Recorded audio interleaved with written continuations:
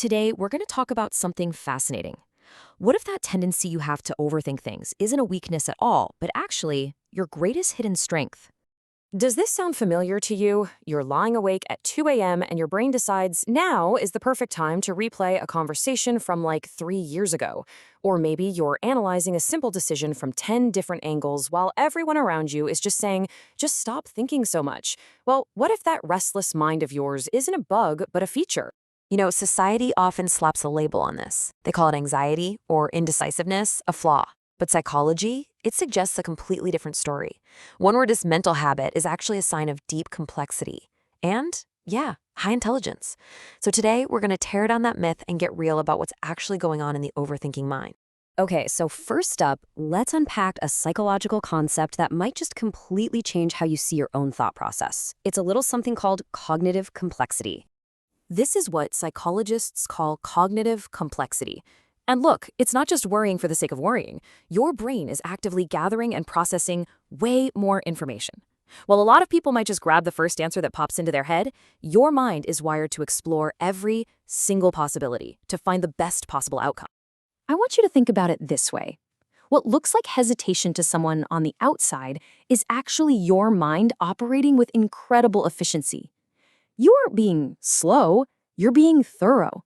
You're busy processing all these possibilities and seeing potential outcomes that other people, they just completely miss. To make this even clearer, let's try an analogy. I want you to think of your mind as a professional-grade, high-resolution camera in a world where most people are just using a basic point-and-shoot. So, a basic camera, it takes a quick, kind of blurry photo and just moves on.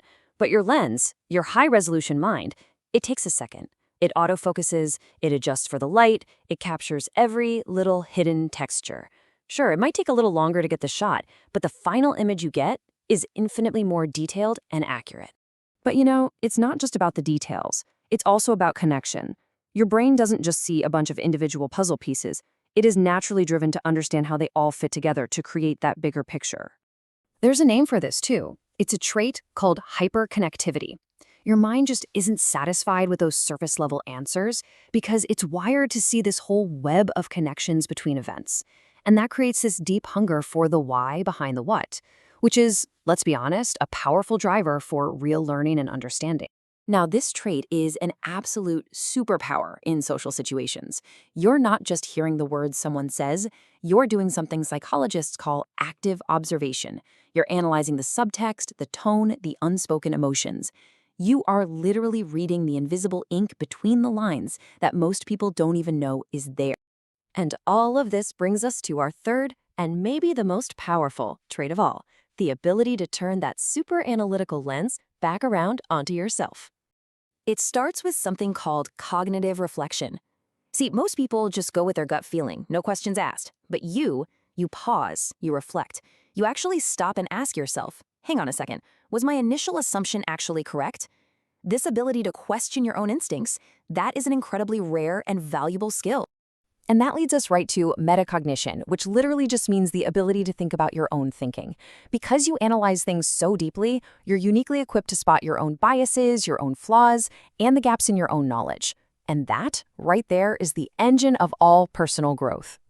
The result of all this is a huge advantage. Intellectual humility. Knowing what you don't know is precisely what keeps you learning and growing. It's the polar opposite of the Dunning-Kruger effect, where people tend to overestimate their abilities and, well, they just stay stuck. So let's bring all of this together. It is time right now to stop thinking of your busy mind as some kind of problem that needs to be fixed.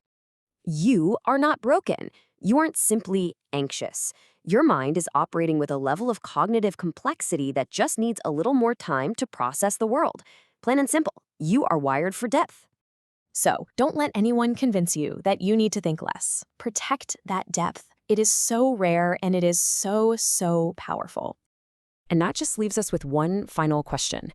Instead of worrying about how much you think, maybe it's time to start asking yourself, with a high-resolution mind that's capable of seeing so much detail and so much connection, what will you choose to focus on? What will you capture?